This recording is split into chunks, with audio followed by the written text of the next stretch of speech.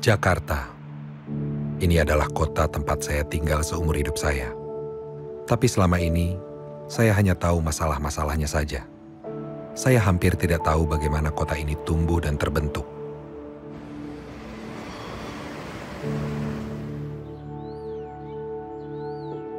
Apa cerita di balik semua pembangunan, baik besar maupun kecil, yang pernah terjadi di sini?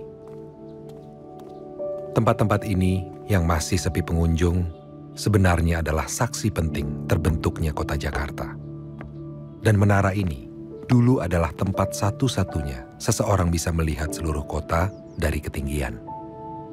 Kota ini sudah sangat berubah, lebih padat, lebih luas.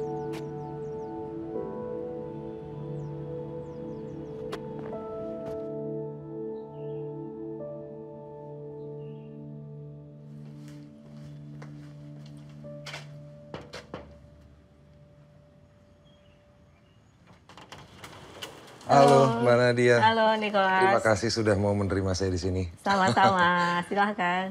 Wah, ini foto-fotonya menarik sekali, ada peta-peta tua. Iya, memang kami mengoleksi banyak peta. Jadi kalau pengen tahu tentang perkembangan kota Jakarta ya kita bisa lihat di sini. Iya, saya kebetulan ingin tahu lebih jauh tentang sejarah infrastruktur kota Jakarta. Kalau gitu kita harus mundur sampai dengan abad ke-5. Nah ini kalau kita lihat di sini, lokasi kota Jakarta sekarang itu berada pada sebuah teluk. Jadi lokasi ini sangat cocok untuk digunakan sebagai kota pelabuhan. Nah lalu di abad pencarian rempah-rempah tadi, Sunda Kelapa ini tuh menjadi titik tengah dari Asia ke sumber rempah di Indonesia Timur. Dua hal tadi membuat lokasi ini sebenarnya menjadi sangat strategis yang membuatnya diperebutkan oleh berbagai kekuasaan. Dulu sempat dikuasai oleh Sunda Pajajaran dan Portugis sebagai aliansinya. Kemudian direbut oleh aliansi Kesultanan Demak dan Cirebon yang waktu itu pasukannya itu dipimpin oleh Fatahillah dan kemudian nama Sunda Kelapa diganti menjadi Jayakarta. Kemudian pada tahun 1619 VOC berhasil mengambil alih kekuasaan dan Gubernur Jenderalnya saat itu Jan Pieter Soenkun mengganti nama Jayakarta menjadi Batavia. Tak lama setelahnya kemudian Kesultanan Mataram di bawah pimpinan Sultan Agung itu sempat berupaya merebut dan mengepung Batavia di tahun 1628 dan 1629. Tetapi VOC berhasil bertahan. Jadi kalau kita lihat di sini ya, ini adalah Kali Ciliwung. Pada saat itu Kali Ciliwungnya masih berbelok-belok dan kota yang dibangun itu baru di sisi timurnya Kali Ciliwung. Tapi kemudian kalau kita lihat di peta berikutnya, ini peta tahun 1650, kita lihat bahwa Kali Ciliwung yang melintas kota Batavia itu sudah diluruskan. Kota Batavia ini itu sebenarnya didirikan di satu kawasan yang berawa, jadi tanahnya tuh rawa. Nah salah satu teknologi dari abad-abad itu untuk mengeringkan tanah yang berawa itu adalah dengan membangun kanal-kanal supaya air dari tanah itu mengalir keluar sehingga tanah-tanahnya itu bisa dibangun bangunan-bangunan, bisa dibangun rumah, bisa dibangun gereja dan lain-lain. Jadi kanal itu sebenarnya adalah untuk mengeringkan tanah yang berawa tapi kemudian bisa juga dijadikan sebagai jalur transportasi. Setelah Jan Pieter Soenkun, lalu kan nggak lama VOC runtuh. Iya. Dan kekuasaan milik VOC itu diambil alih oleh negara Belanda. Apa yang terjadi dengan kota Batavia pada saat itu setelah keruntuhan VOC? Di awal abad ke-19, secara resmi itu pemerintah kolonial Belanda yang diwakili oleh Daendels memindahkan pusat pemerintahan dari kota Batavia yang sebenarnya adalah Jakarta Utara sekarang ke daerah Weltevreden yang sekarang adalah sebenarnya sekitaran Jakarta Pusat. Ia juga mulai mengganti infrastruktur kanal menjadi jalan-jalan.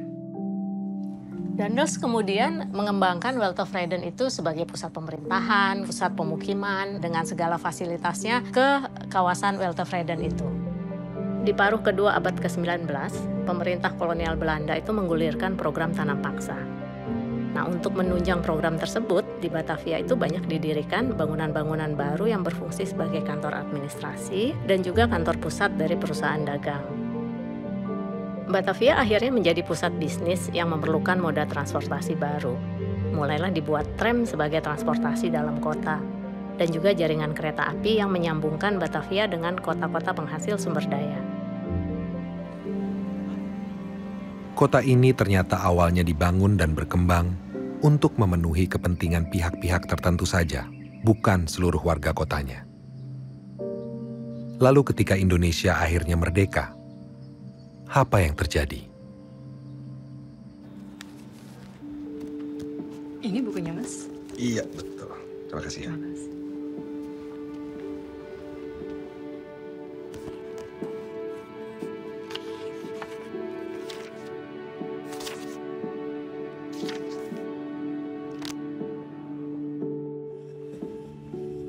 Halo, Mas. Hai, Niko.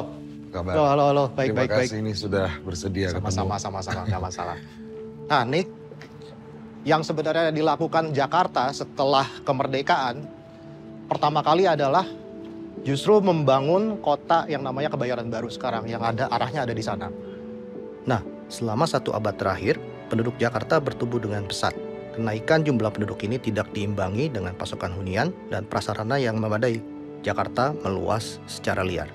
Pada awal masa pemerintahan kolonial Belanda di awal abad 19, kota ini hanya memiliki 70.000 penduduk dalam luas wilayah yang hanya sekitar 10 km persegi saja. Menjelang kemerdekaan, penduduk bertambah dengan cepat hingga lebih dari 800.000 jiwa dan bertambah luas sekitar 80 km persegi. Bila dibandingkan dengan saat ini, di mana penduduk Jakarta tercatat hampir 11 juta jiwa dan luasnya mencapai lebih dari 600 km persegi, bisa dibayangkan tantangan infrastruktur yang harus dilakukan. Nah, pada awal Indonesia berdiri, Jakarta mengalami krisis hunian. Akhirnya dicetuskan pembangunan kota Kebayoran Baru sebagai kota yang terpisah dari Jakarta yang jaraknya 4,5 km. Konsepnya adalah kota satelit.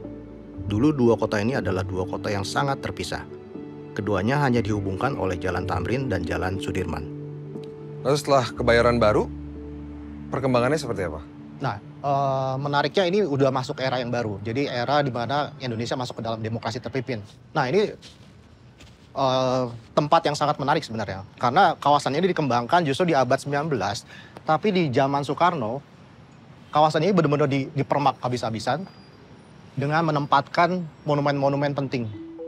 Jadi kalau kita ingat soal Kebayoran, ada jalan penghubung yang dibangun secara mewah, yaitu Jalan Tamrin Sudirman. Jalan itu adalah jalan protokol pertama di Jakarta. Nah, sepanjang jalan ini didirikan beberapa gedung monumental. Salah satunya adalah Masjid Istiqlal, Monumen Nasional, Bank Indonesia, dan di ujung sebelum kita mencapai Kebayoran Baru, ada Kompleks Gelora Bung Karno yang tujuan utama didirikannya adalah untuk menggelar Asian Games keempat tahun 1962. Dan sepanjang jalan itu dibuat berbagai fasilitas untuk menyambut atlet-atlet dan juga tamu-tamu internasional. Seperti salah satunya adalah Hotel Indonesia dengan Tugu Selamat Datang ya. Dan selain itu juga ada beberapa monumen lain di sekitar Jakarta yang membuat Jakarta itu menjadi sangat berbeda dengan era sebelumnya. Nah, Nick, yang terjadi selanjutnya, Jakarta itu pernah mengalami masa transisi di tahun 60-an. Jadi selain Kebayoran Baru, Jakarta juga sebenarnya pernah direncanakan dikelilingi oleh kota-kota satelit yang sekarang namanya menjadi Grogol, Tebet, Rawamangun, Pulau Gadung, Pulau Mas, dan Sunter. Tapi menariknya, rencana-rencana ini tidak pernah terwujud sampai dengan utuh. Jadi perencanaan yang dilakukan oleh pemerintah akhirnya diambil alih oleh swasta di tahun 70-an dan 80-an.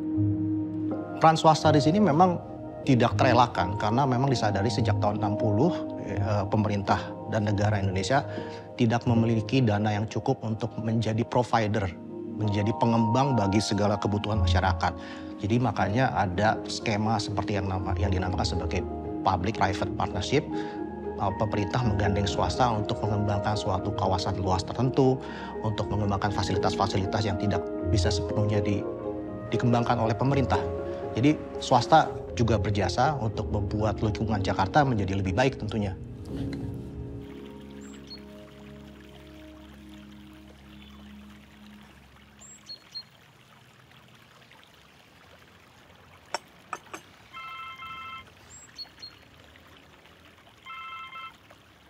Halo, pagi. Oh, iya Mas, gimana Mas? Oke. Wah, terima kasih banyak nih Mas.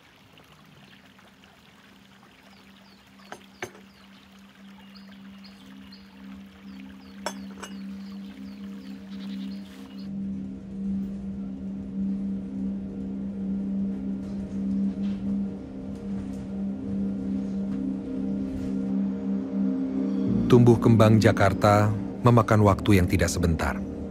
Kota ini harusnya sudah siap menyongsong masa depan, menjadi kota modern yang sanggup bersaing dengan banyak kota metropolitan di dunia. Namun dengan perkembangan semua infrastrukturnya yang semakin maju, cukupkah ia menjadi sebuah hunian yang berpihak pada kesejahteraan setiap manusia yang hidup di dalamnya? Pertanyaan ini harus dijawab.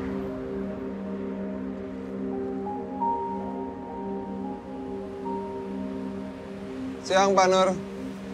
Hai, Assalamualaikum. Terima kasih banyak atas waktunya. Ini, Wah, senang sekali. ini bagus sekali JPO-nya Pak. Ya, inilah bagian dari regenerasi urban. Ini tahun berapa berarti dibangunnya? 2017. 2017. Ya. Ini adalah Bapak Ahmad Nurzaman. Dulu ia adalah dosen saya. Ia bersama kantornya, PT Arkonin, banyak mendesain infrastruktur dan fasilitas umum di Jakarta. Jika ingin mengetahui soal infrastruktur kota Jakarta saat ini dan masa depan, beliau adalah orang yang tepat untuk diajak bicara. Dalam segi infrastruktur berarti apa saja yang sudah dilakukan Jakarta untuk membenahi beberapa permasalahan kota ini Pak? Ya, diantaranya adalah bagaimana Pemprov DKI sudah mulai menerapkan sistem transportasi, dan itu adalah sistem transportasi massal berbasis rel dengan berlakunya MRT dan LRT nanti. Kemudian bagaimana pemerintah juga menyediakan banyak ruang-ruang publik yang memang berpihak pada publik, berupa misalkan pedestrian yang nyaman, aman, dan juga JPO yang baru saja kita lihat dan kita lalui, dan jalur sepeda. Itu satu ruang yang memang sudah lama diidamkan warga Jakarta agar mereka punya tempat yang memang membahagiakan. Tapi terkadang tempat yang membahagiakan saja tidak cukup. Saya rasa masih ada persoalan-persoalan dasar yang perlu dicari solusinya. Apa saja sih Pak masalah kota Jakarta hari ini dan ke depannya yang perlu kita tanggulangi? Ya, kita tahu Jakarta akan terus bertambah penduduknya dan itu akan menghadapi masalah penyediaan lahan dan tempat tinggal. Pemerintah punya solusi untuk pengembangan lahan di bagian utara Jakarta, yang sekaligus menjadi solusi untuk persoalan hunian, naiknya permukaan air laut, banjir, kurangnya air baku dan air bersih. Lalu ada perencanaan besar transit oriented development yang mengintegrasikan hunian, ruang publik, dan sistem transportasi di pinggir-pinggir kota Jakarta, serta penambahan ruas jalan dan jalur rel kereta yang diharapkan bisa mengatasi kemacetan. Kemudian persoalan sampah. Saat ini sedang proses pembangunan intermediate treatment facility yang dapat memproses sampah dan mengubahnya menjadi energi. Lebih jauh ke depan, Jakarta merencanakan peningkatan jaringan infrastruktur digital. Kota ini akan dikembangkan sebagai smart city dengan mengoptimalkan pemanfaatan teknologi informasi dan komunikasi. Ini berkaitan dengan pembuatan infrastruktur fiber optik untuk mendukung jaringan koneksi 5G. Lalu direncanakan dibangun banyak data center yang merupakan infrastruktur server untuk mendukung cloud computing serta digitalisasi pelayanan publik. Nah, untuk jaringan transportasi, kita akan memaksimalkan infrastruktur yang terotomatisasi bagi transportasi massal yang jumlahnya akan diperbanyak. Ini adalah cita-cita untuk membuat Jakarta sebagai livable modern city yang berkelanjutan dan ramah lingkungan.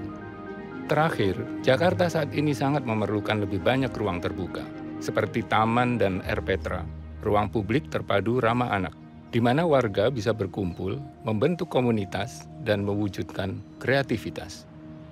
Jadi nih, perubahan fisik Jakarta itu dengan pembangunan infrastruktur saat ini masih dihadapkan dengan berbagai masalah dan tantangan.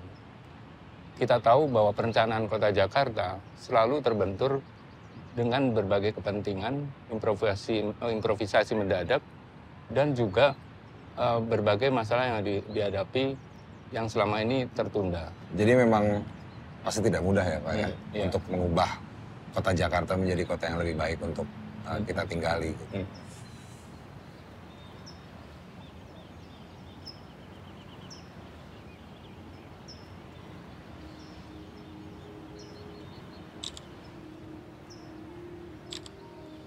Silakan Pak.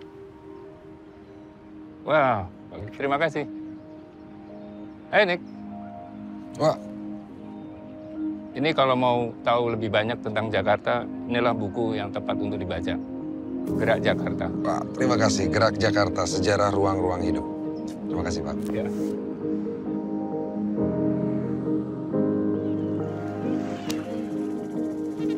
Perjalanan saya ternyata lebih panjang dari yang saya duga.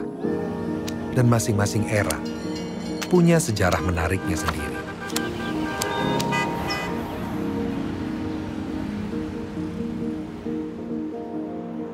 Jakarta, persoalannya masih banyak.